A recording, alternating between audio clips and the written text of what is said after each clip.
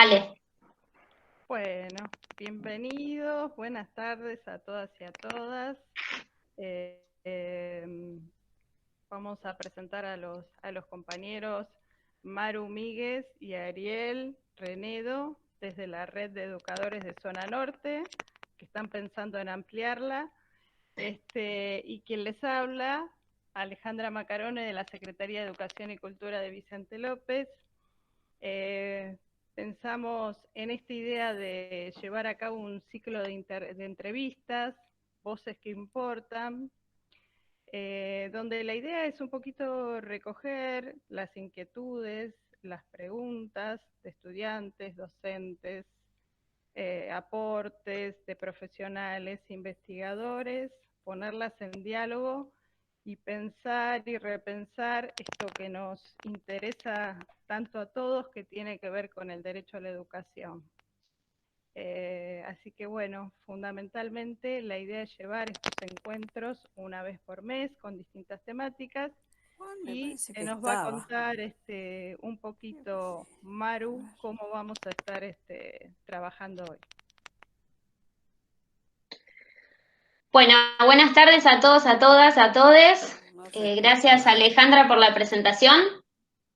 Ahí creo que alguien, ahí está. A ver, si Ari podés estar un poco atento a silenciar y eso, genial.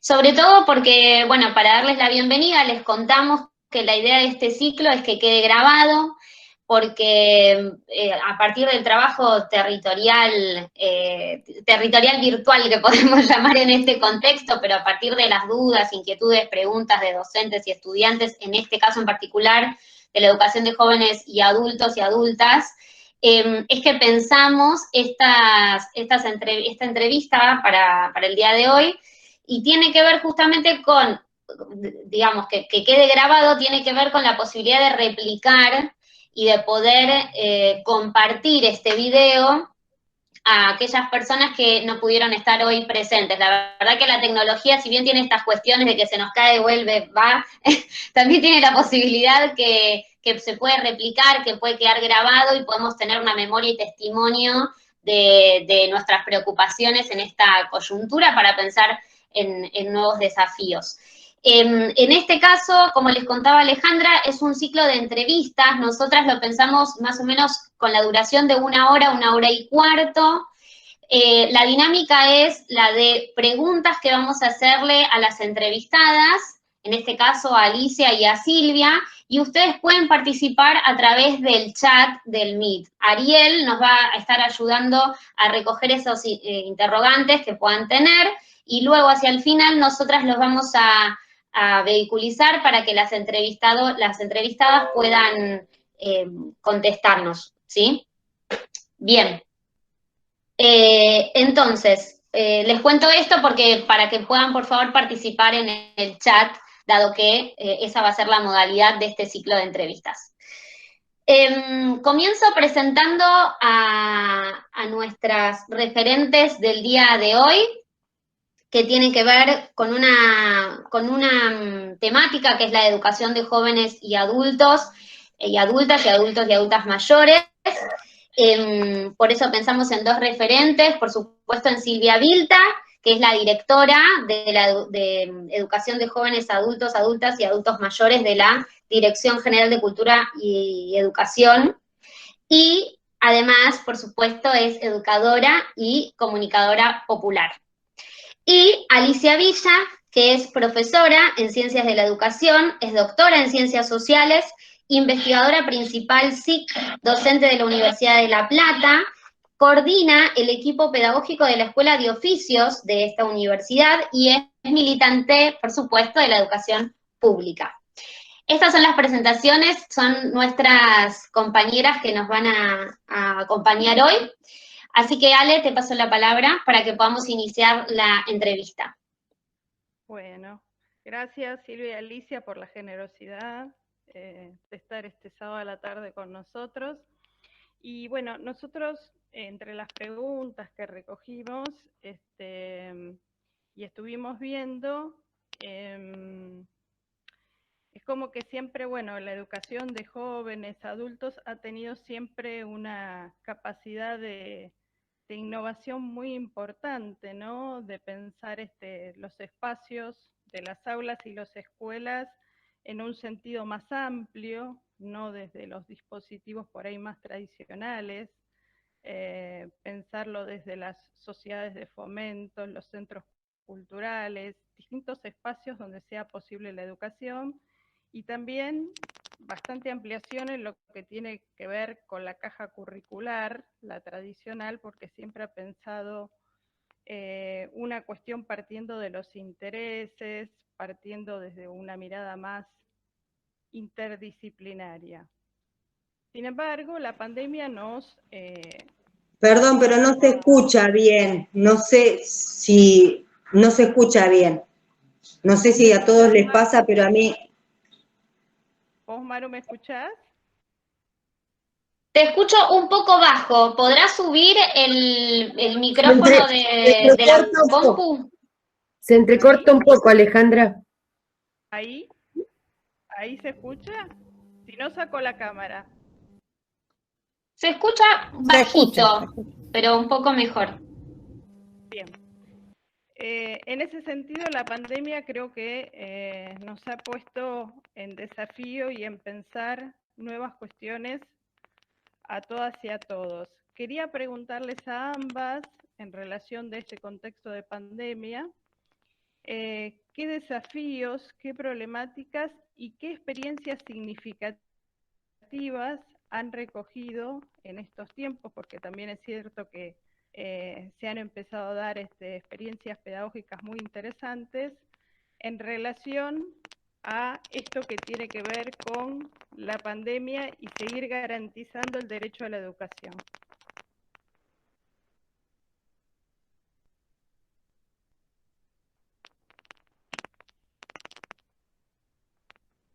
Maru, no sé si está previsto un orden o vamos comenzando.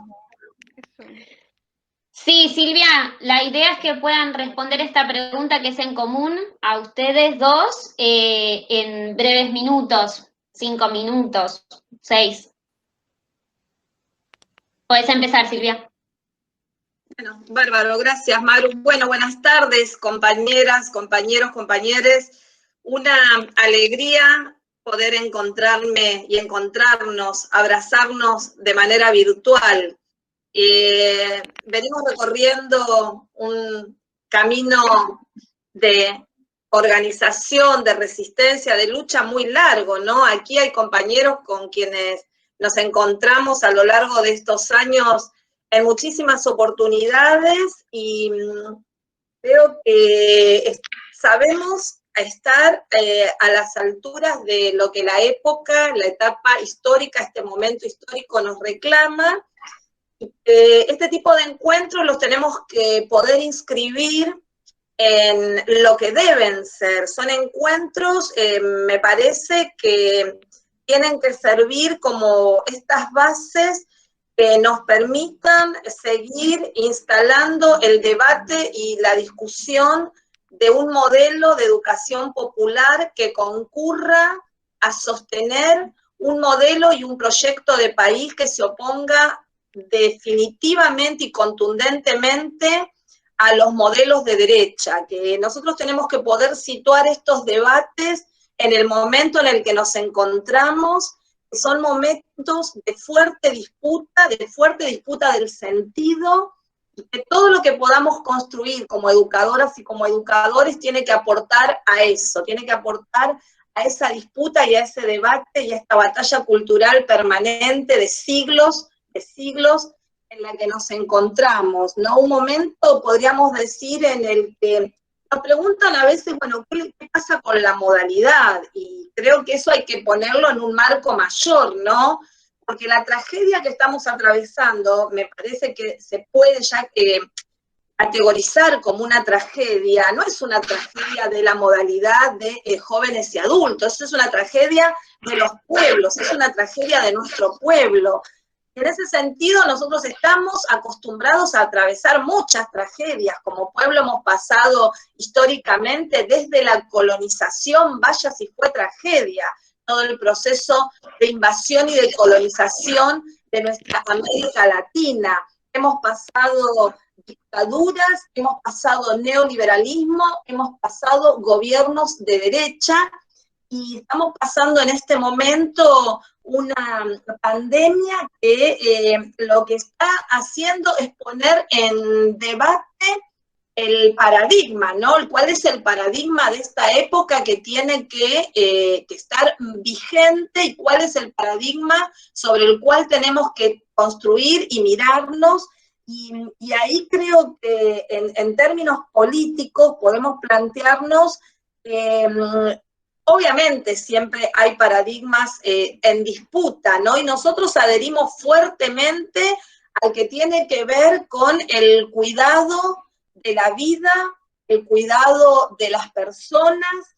Entonces, ahí ya la discusión no pasa a ser, porque digo, la derecha, y Cambiemos, intenta permanentemente plantear discusiones en el territorio educativo, y lo tomó como un anclaje, lo tomó como un lugar desde donde poner las tensiones, y desde donde intentar poner las contradicciones de nuestros gobiernos. Y ahí creo que nosotros, y creemos que tenemos que poder corrernos de ese debate, y podemos, y tenemos, y tenemos la obligación de mirar y de leer en términos de recorrido histórico para desestructurar ese falso debate, presencialidad sí o presencialidad no.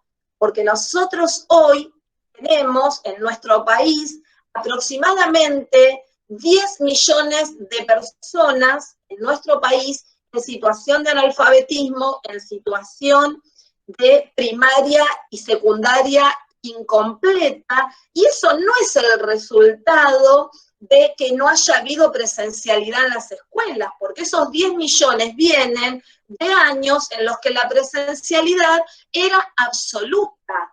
Había presencialidad y había desigualdad. Entonces acá el problema no es presencialidad sí o presencialidad no, sino que acá el problema es la desigualdad. Los problemas son las injusticias y las desigualdades políticas, sociales y económicas. Entonces nosotros debemos y podemos estar dando ese debate. ¿Cómo tiene que ser un mundo? ¿Cómo tiene que ser un país? ¿Cómo es un modelo de igualdad en el que las oportunidades educativas existan, las oportunidades de techo, de tierra, techo y trabajo, como plantean muchos de los compañeros de diferentes organizaciones?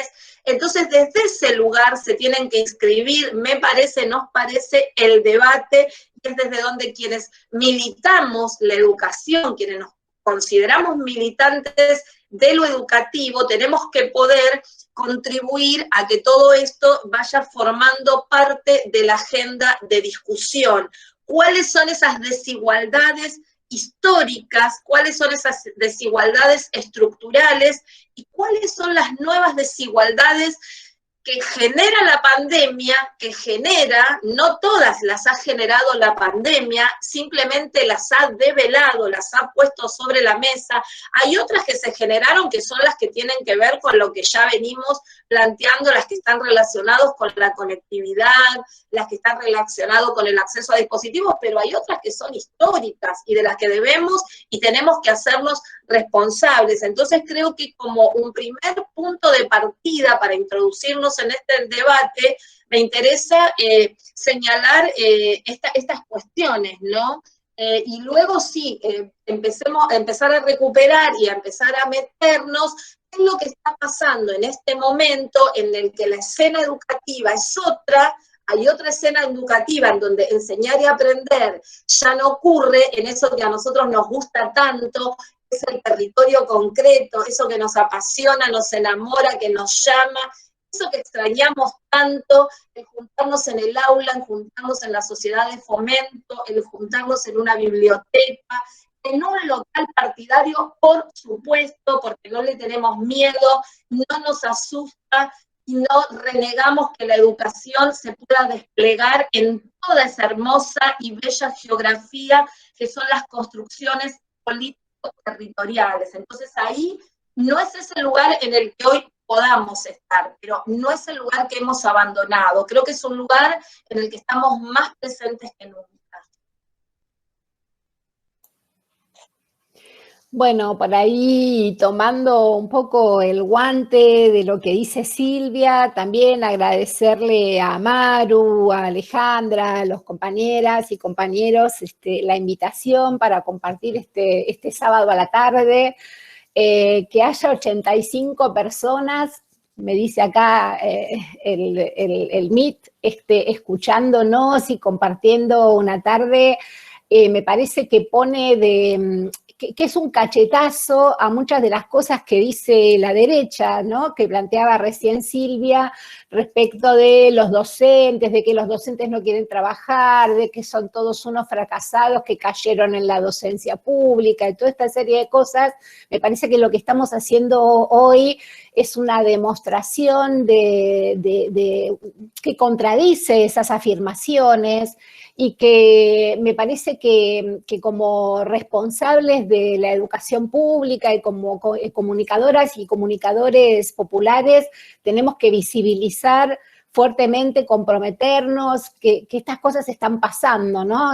Digamos, saquemos la fotito y cada uno de nosotras y cada uno de nosotros pongamos en nuestras redes sociales que estamos compartiendo un sábado a la tarde tratando de discutir problemáticas educativas, en este caso las problemáticas que tienen que ver con nuestra querida modalidad, con la modalidad de adultos.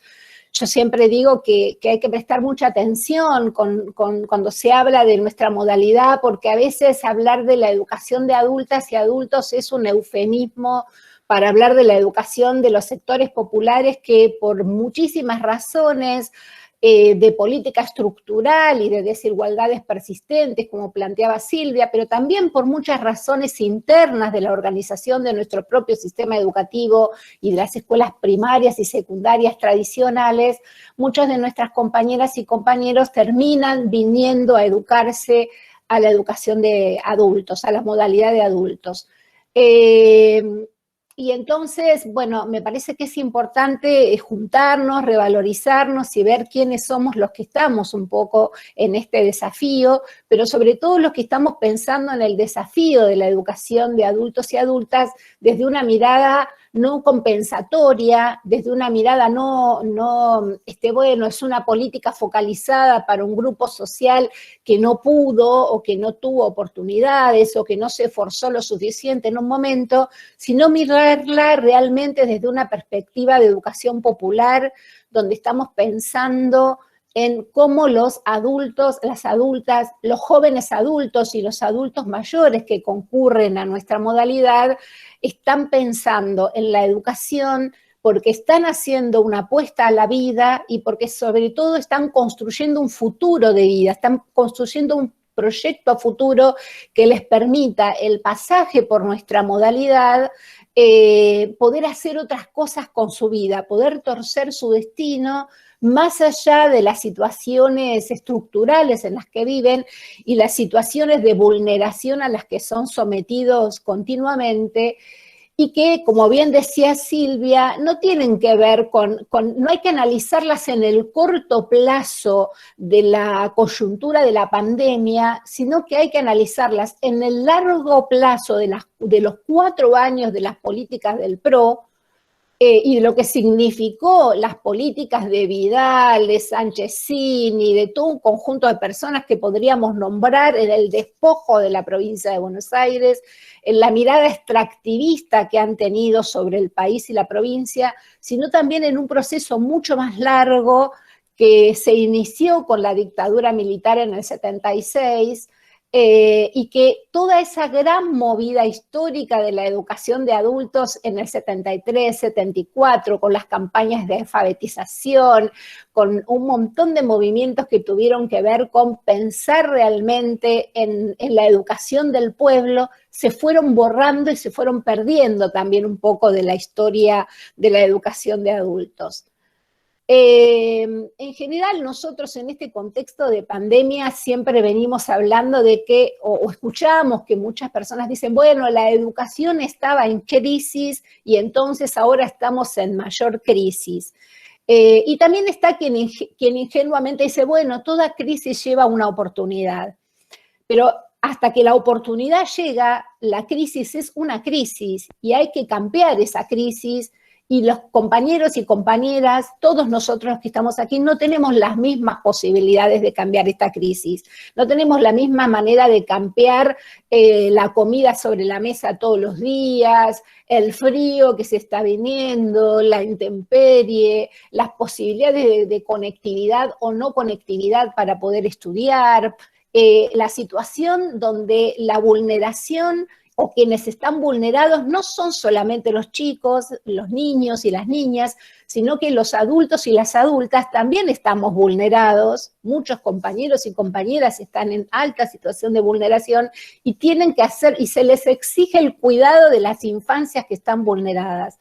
Entonces estamos en una situación, no quiero decir similar a la del 2001, porque las comparaciones nunca son muy felices, pero estamos en una situación en la cual mi gran temor a futuro es pensar qué va a pasar cuando esta pandemia empiece a aflojar, cuando los operativos de vacunación, que por suerte están siendo masivos y exitosos, empiecen a permitir que vayamos volviendo a una cierta normalidad. ¿Cuál va a ser esa normalidad? Yo deseo que no sea la normalidad que teníamos, ¿no? Que sea una normalidad donde tengamos una posición mucho más colectivista, donde tengamos una posición que pueda barrer con el individualismo que trató de insertar las políticas neoliberales, que sea una normalidad que nos vuelva...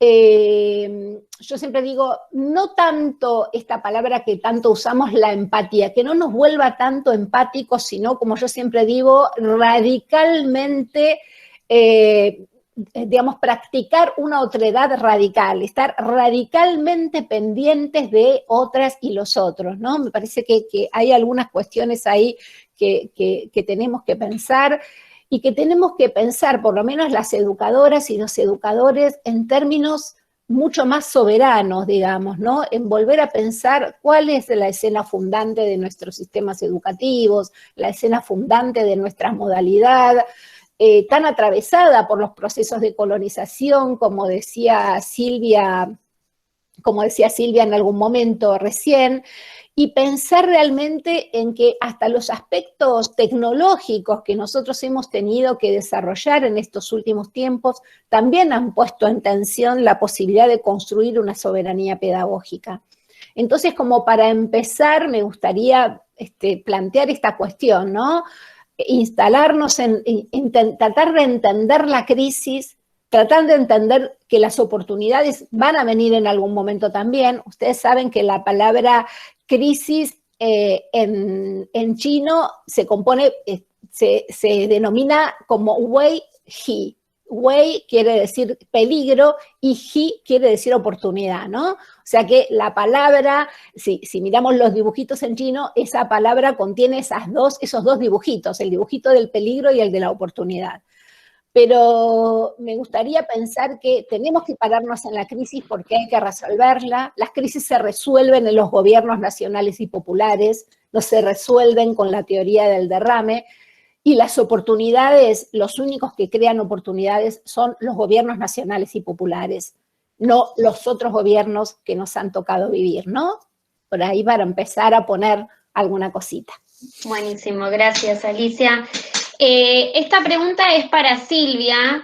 El 19 de septiembre de este año se cumplen 100 años del nacimiento de Paulo Freire. También queríamos enmarcar este ciclo en el natalicio de Paulo Freire, que es nuestro referente de educación popular. Y en este sentido aparecen los círculos dialógicos, que es una propuesta dentro de la modalidad que tiene que ver justamente con la educación popular.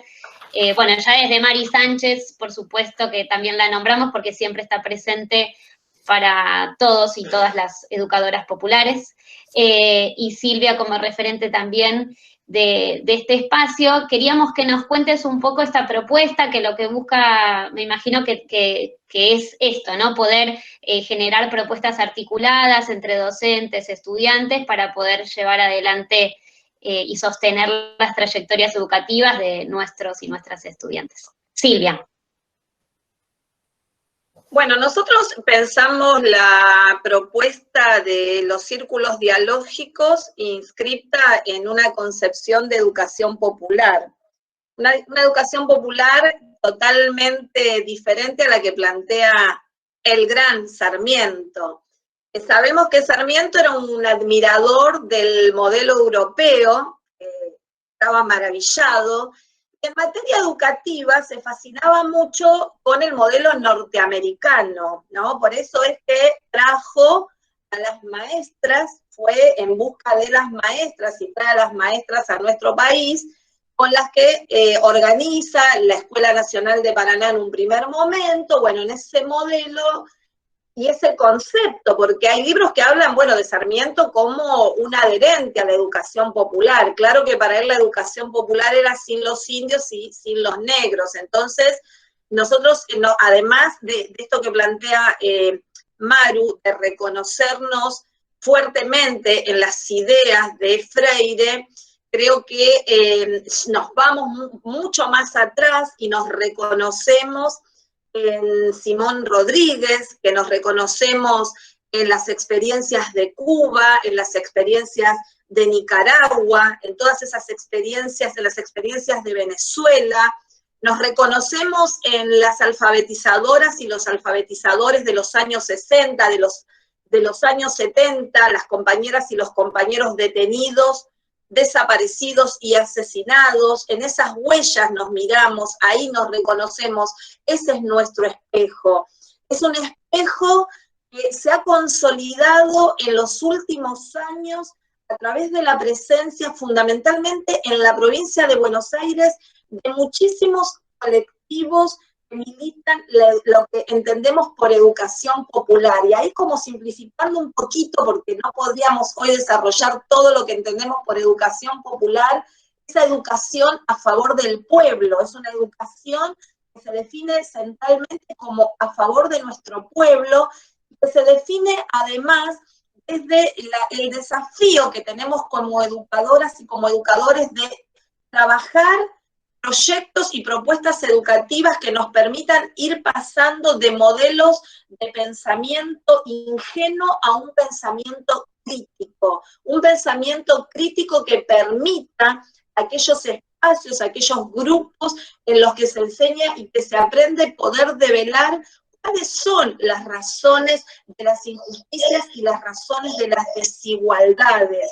Nosotros no podemos pensar en modelos y en proyectos de inclusión que tengan como único objetivo escolarizar, que tengan como único objetivo impactar en las estadísticas y cambiar números. Nosotros pensamos, creemos y militamos modelos educativos en los que caminemos hacia esto, hacia concretar espacios como el que estamos teniendo hoy, espacios de compañeras y compañeros discutiendo, en donde podamos tener espacios de compañeras y compañeros debatiendo y produciendo pedagogía de territorio, pedagogía del sur, pedagogía emancipadora y centralmente en este momento una pedagogía de la esperanza. Una pedagogía de la esperanza. La educación puede, como decía Freire, transformar a los hombres y a las mujeres que vamos a transformar el mundo. Entonces, un círculo dialógico docente, es un espacio en el que buscamos que las trabajadoras y los trabajadores de la educación que están al frente de una comisión, de un grupo de estudios, puedan hacer ese debate pedagógico, didáctico, en el que se puedan pensar contenidos de época. Nosotros hoy estamos trabajando con una resolución del año 95 con esos contenidos y, como decía Alicia, esta es una oportunidad maravillosa para poder empezar a pensar una nueva propuesta curricular para la educación de jóvenes y adultos mayores, que plantee cuáles son los contenidos necesarios para transitar épocas como la que nos encontramos. Entonces, esos círculos dialógicos tienen que ser un poco alguna de las matrices en las que esa discusión se dé, esos contenidos de época, estas nuevas maneras de enseñar y de aprender que hemos descubierto, estas nuevas formas. Entonces, pensar en estos círculos dialógicos tiende fundamentalmente a poder generar y a poder transitar este espacio en esta época tan particular que quizás dentro de unos años, en esos libros de historia, como se clasifican las épocas, bueno, la era antigua, la medieval, la moderna, la contemporánea, bueno, hay una era de la pandemia y hay como trabajadoras, trabajadores, como migrantes educativos, tenemos que poder dejar definidas algunas cuestiones que van a ser no solamente el resultado de todo lo que estamos construyendo en este momento, sino que nos tiene que recuperar toda esa historicidad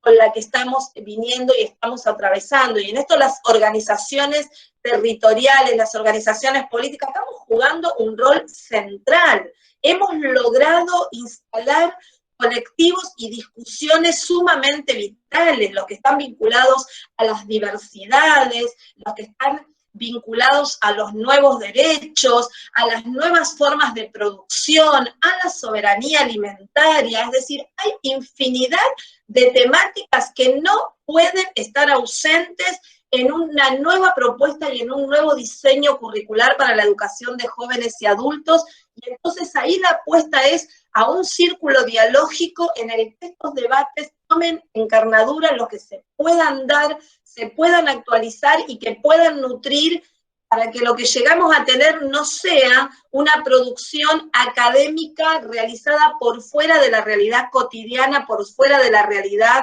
de cada uno de los días. Buenísimo, Silvia, súper interesante pensar también cómo la modalidad con la impronta, en este caso la modalidad que lleva adelante Silvia, toma a estudiantes y a docentes como protagonistas, ¿no? Y como productores del saber. Parece que eso es sumamente interesante pensarlo, porque estos círculos dialógicos en todo caso lo que hacen es promover estos debates y discusiones que nutren la propuesta pedagógica. En ese sentido es que le quería preguntar a Alicia, ella desarrolla dos conceptos muy interesantes que los venimos trabajando quienes estuvimos en la propuesta de Plan Fines, desde Mari, bueno, Silvia, por supuesto, y hoy que podemos retomar luego de ese lapso del macrismo. Lo que te quería preguntar es por pedagogía del territorio y didáctica integrada, que son dos categorías interesantes para pensar. Yo digo, ¿no? La modalidad de educación de jóvenes y adultos y adultas, pero digo, desde aquí a todo el sistema y a todas las modalidades y niveles, ¿no? Porque no nos quedamos con la discusión cerrada, sino al contrario, así como el Fines disputó sentidos en torno a la forma escolar de la escuela secundaria, no solo de adultos y adultas, sino tradicional, todas estas discusiones las podemos llevar seguramente como educadores y educadoras a todo el sistema. Entonces, en ese sentido, quería preguntarte, Alicia, si nos podés contar un poco cómo lo estás pensando en el contexto actual, ¿no? Sí, cómo no. No, me quedé pensando mucho en esto que dijo Silvia de la oportunidad del diseño curricular. Me da así como una inyección de alegría, porque realmente tiene razón Silvia lo que dice. Nosotros no podemos estar trabajando con diseños curriculares que están tan desactualizados y que además fueron como generados en una época también neoliberal, digamos, ¿no? Entonces está buenísimo poder pensar por ahí, me entusiasmé, digamos. Bueno, nosotros en general... Alicia, ¿estás asumiendo que vas a acompañar en este momento todo el proceso de discusión y de construcción de esa propuesta? Pero te rebanco, sí, claro que sí, por supuesto que sí, porque me parece que hay algo que dice Silvia ahí, y que es un esfuerzo que hacemos los educadores y las educadoras que trabajamos en los CENS, en los Fines, en las escuelas primarias de adultos, que es hacer primero justicia curricular. todo lo que esos diseños no contemplan está en manos de nosotros y nosotras, de los profesores. Entonces somos en este momento los que estamos haciéndonos cargo de la justicia curricular. Y en segundo lugar, somos los que nos estamos haciendo cargo de trabajar a partir de problemas generadores con los problemas de la contemporaneidad, como dice Silvia, y con los problemas que aparecen en los territorios de nuestros estudiantes. Si no fuera por los otros, por los docentes que nos estamos haciendo cargo de la justicia curricular, de decir todo lo que esos diseños enquilosados no dicen, estaríamos educando para el futuro a sujetos con contenidos del pasado. Entonces me parece que hay un camino ahí a recorrer que está muy bien y que hay una impronta ahí que en la modalidad, en este momento, que tiene que ver un poco con esa experiencia que inició Mari Sánchez en su momento, que viene traccionando fielmente Silvia en este momento y desde un lugar que es desde la Dirección General de Escuelas, no desde desarrollo social, que a veces hacía que se lo mirara como si fuera algo menor, sino desde la Dirección General de Escuelas, porque como bien dice Maru, hay un camino que yo creo que adultos puede trazar, que ahí sí yo creo en el derrame, que debiera derramar sobre secundaria. Si nosotros pudiéramos tener realmente números concretos de la situación de adultos analfabetos o no alfabetizados convencionalmente, o de chicas y chicos que durante los 4 años del macrismo abandonaron masivamente la secundaria, tendríamos plan fines, CENS y centros de educación primaria por años. Entonces el sistema se tiene que hacer cargo, nosotros nos hacemos cargo, los de adultos, y bien que la remamos, pero el sistema se tiene que hacer cargo de que está generando un residual. A mí me gusta mucho el planteo que hace Violeta Núñez, que es una pedagoga argentina, pero que ella se tuvo que exiliar en España, y que fue una de las creadoras de la pedagogía social española, pero bueno, ella es su pareja, que era el marido, que era el hermano de Adriana Puiggrós, está desaparecido, ella estuvo detenida muchos años, es una mujer mayor deteriorada por las consecuencias de la tortura, pero ella siempre habla de una pedagogía social, y ella dice, esa pedagogía social es esa pedagogía que trabaja en los bordes, y que él toma a los sujetos que están en los bordes para atraerlos y generar zonas de inclusión, dice Violeta. Y esta idea de pedagogía del territorio es un poco hermana de esa idea de pedagogía social que plantea Violeta, porque cuando Violeta dice la pedagogía social toma a las personas de los bordes y las trae a zonas de inclusión, la pregunta que yo siempre me he hecho, y lo he charlado con Violeta, y por eso he trabajado en esto, es decir, bueno, pero ¿qué contenidos debiera tener esa pedagogía que trae a las zonas de inclusión? Y los saberes y los contenidos que esa pedagogía va a traer no son ni más ni menos que los saberes del pueblo, el universo vocabular, decía Freire, los saberes y experiencias de los sujetos del territorio. Nosotros tenemos que trabajar con eso, tenemos que investigar con eso. ¿Cuáles son esos problemas? ¿Cuáles son esas experiencias? ¿Cuál es esa cultura? ¿Cuál es esa hasta pedagogía de la ancestralidad que está funcionando en estos compañeros y compañeras que están en esos territorios de exclusión, pero que eso no los hace, pero eso no los debiera excluir del ámbito político, ni mucho menos del ámbito de discusión curricular? Tienen saberes, tienen experiencias que surgen del territorio, y territorio como sustantivo, porque por ahí anda dando vuelta otro término que es la pedagogía territorial. Territorial es un adjetivo. A mí me gusta hablar de pedagogía del territorio y usar el sustantivo territorio como ese espacio de representación social y lleno de contenidos y de densidad, y de la densidad cultural del pueblo, de la densidad de la cultura popular que tiene que llegar a las escuelas. Ahora, para que eso pueda funcionar, tenemos que pensar en proyectos didácticos integrados. No puede ser que el de química haga una cosa, el de ciencia política haga otra, el de matemática otra. Tenemos que trabajar con proyectos integrados.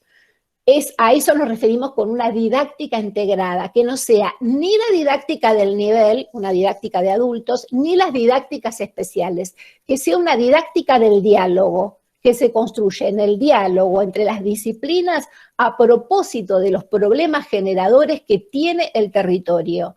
Enseñamos a partir de esos problemas, de los problemas que tiene el territorio. Ahora ustedes me dicen, bueno, pero ¿cómo hacemos con eso si estamos enseñando por WhatsApp? ¿Cómo hacemos por eso si las personas que estamos en el Fines andamos dando vuelta por ahí a ver qué compañero, compañera, amigo, amiga tiene un celular que me preste una compu? Si estamos viendo qué cosa podemos usar para que gaste menos datos. Bueno, todos estamos como muy preocupados por eso. Y es una realidad que nos excede. Necesitamos políticas públicas de conectividad que permitan que las personas que están estudiando tengan datos liberados, aunque sea 4 o 5 horas al día, para poder estudiar.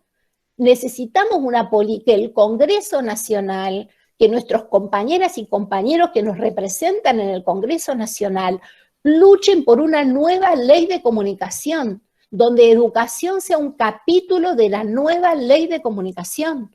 Necesitamos poder trabajar con soberanía tecnológica.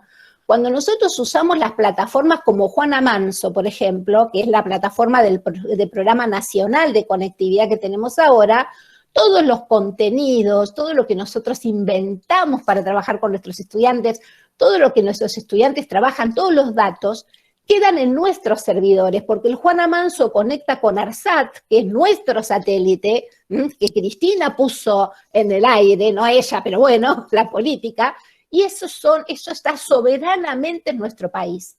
Ahora, cuando nosotros damos clase por Google Classroom o damos clase por WhatsApp, todos nuestros diálogos, todos nuestros contenidos, nuestras charlas con nuestros estudiantes están en servidores afuera del país.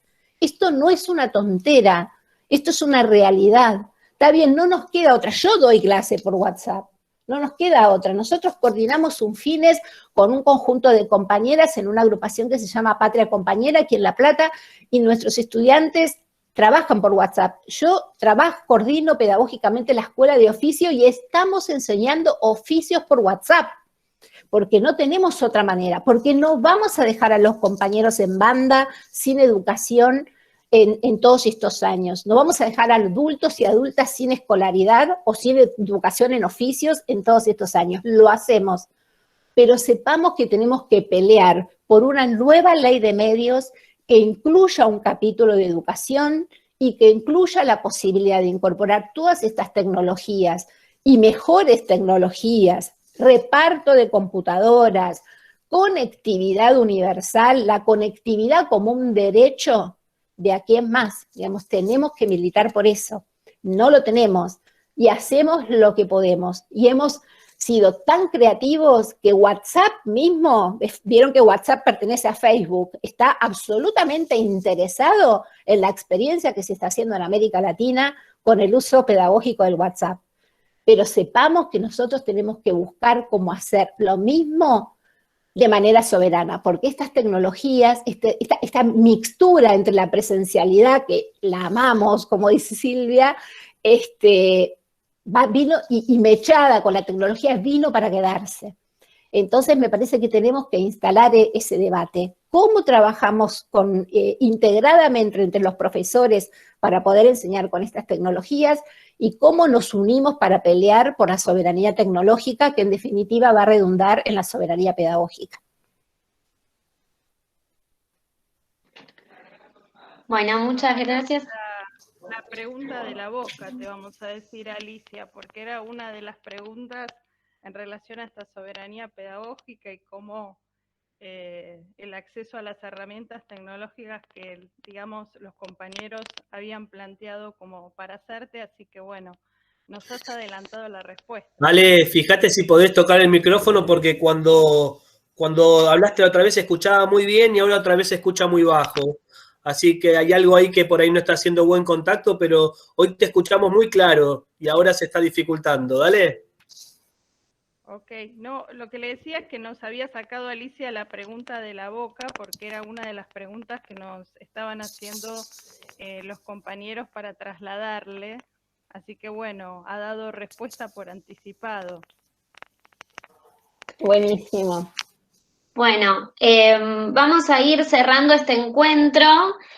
Voy a nombrar algunos y algunas que están presentes, como el CENS 453 de La Plata, CEA 726 de La Plata, compañeros y compañeras de Lanús, de Tigre, la agrupación Isauro Arancibia, el Frente Grande de Moreno, Isauro Arancibia de Seiza, también el Frente Grande de San Martín, de La Matanza, Fines de Lomas de Zamora, muchos compañeros y compañeras de Vicente López, de Chivilcoy, Jardín 911 de Vicente López, Agrupación Patria Compañera, bueno, Mirta Tejerina, de Abuelas Relatoras por la Identidad, la Memoria y la Inclusión Social, entre otros y otras. En Tierra del Fuego también hay compañeros y compañeras que están escuchando, CENS 456, San Isidro, de todos lados tenemos compañeros y compañeras acá de Pergamino, así que bueno, queríamos agradecerles a todos y a todas por estar aquí. Ahí en el chat hay compañeras y compañeros que están participando, que cuentan su experiencia, también este concepto de pedagogía o pedagogías, que podemos hablar también en plural, del territorio y de los territorios, es sumamente interesante para pensarnos dentro de la educación de jóvenes y adultos y adultas.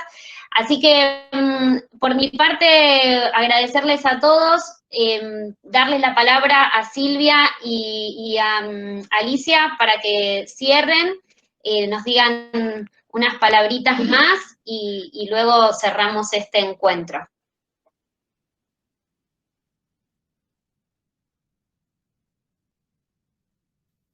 Bueno, Maru, la verdad que, como decía al principio, una alegría participar de este encuentro, de este diálogo, aunque no pudimos en este caso quizás tener el intercambio porque no hay las condiciones para generar un encuentro más dialogado entre las compañeras y los compañeros presentes. Una alegría compartir con Alicia, con quien tenemos tanta unidad de concepción en estas temáticas, con Ari, con vos, con todas las compañeras presentes.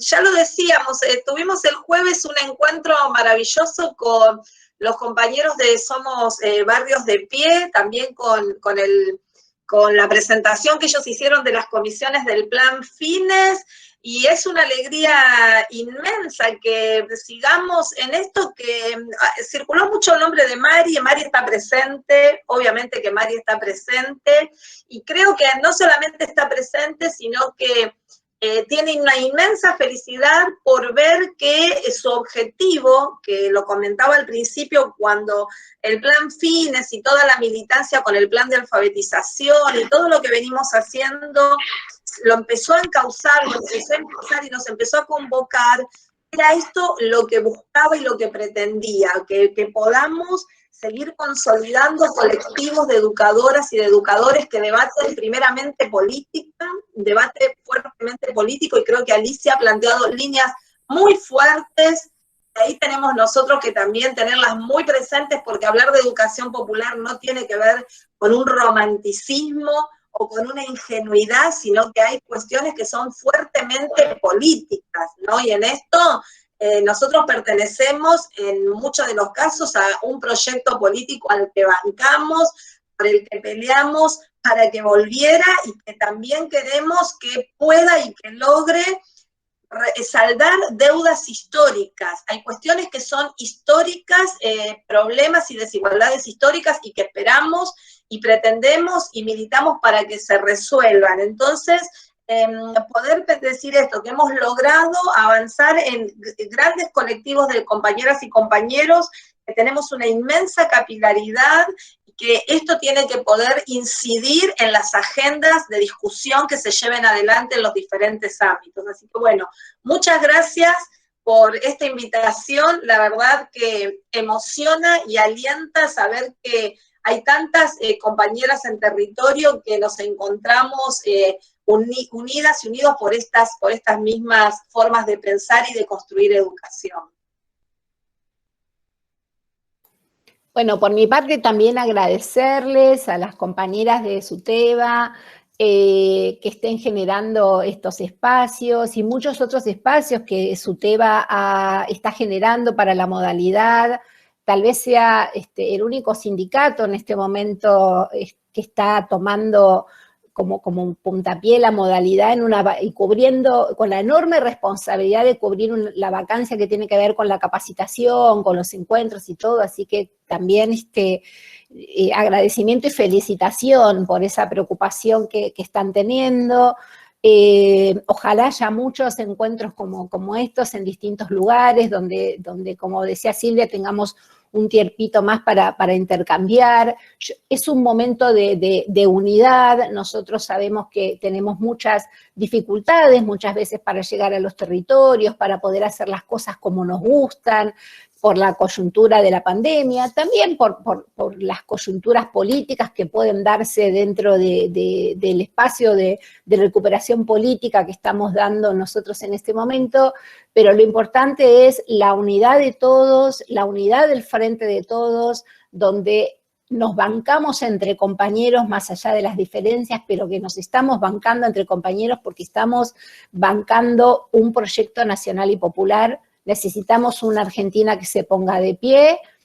Y voy a tomar una frasecita con la que utiliza Silvia cuando escribe el prólogo de un libro que compartimos, que es Pedagogía y Didáctica de la Educación de Jóvenes y Adultos, que ella cuenta esa anécdota cuando dentro del plan de Argentina Trabaja empieza a pensarse en la educación y dice, bueno, Argentina Trabaja, enseña y aprende, digamos, ¿no? Yo creo que nosotros tenemos que volver a hacer un cuadrito con esa frase, pero no para colgarlo en una pared, sino para pensar que hoy en día, después de los 4 años de desguace macrista, necesitamos que en nuestro país haya trabajo, haya condiciones para enseñar y haya condiciones para aprender, ¿no? Tomando un poco ese proyecto. Así que, y creo que en eso estamos en la unidad. Así que muchísimas gracias por la tarde que nos hemos regalado. Ale, no sé si vos querés decir algo. No, agradecerles la generosidad de estar a todos, los que han estado compartiendo este momento para nosotros. Para el SUTEBA es muy importante todo lo que tiene que ver con capacitación, repensarnos, generar esos espacios de diálogo y de crecimiento, así que ha sido una tarde muy hermosa que nos hemos regalado, como dijo Silvia. Gracias. Nosotras queremos avisar nuevamente que esto va a quedar grabado, por eso la idea es replicar y estas preguntas tenían que ver con una invitación a reflexionar para luego en cada territorio y en cada espacio educativo podamos tomar nuevamente este video y pensar más preguntas, por eso queríamos que sea breve, pero vamos a tener otros espacios también para compartir experiencias, como están poniendo en el chat, y va a estar bueno también, vamos a convocarlas a Silvia y a Alicia, pero en este caso queríamos que sea algo más breve para poder circular y abrir la discusión en otros espacios, pues sabemos que no todos y todas pueden estar hoy aquí presentes, así que para no dejar a nadie afuera, esto lo vamos a colgar al canal de YouTube de la red y lo vamos a hacer circular. Así que bueno, volvemos a agradecerles a Alicia, a Silvia. Estamos muy contentas por la convocatoria y por todo lo que pudimos trabajar, sobre todo en este contexto tan complejo, poder encontrarnos y poder habilitar estos canales de diálogo y sobre todo de reflexión, y cómo la modalidad de adultos es un ejemplo para muchas escuelas y para muchos centros del sistema educativo en general, no solamente de la modalidad, porque nos repensamos el territorio, nos hacemos cargo de todo lo que tenemos que hacer como educadores y educadoras, que es justamente para tener una patria libre, justa y soberana. Por eso luchamos día a día. Así que muchísimas gracias, Silvia y Alicia, a Ale, a Noemí, a Dani, a Juan Carlos, que lo veo ahí, a todos y a todas, y a Ariel, por favor, y a Ariel Renedo, que es nuestro referente tecnológico y educativo.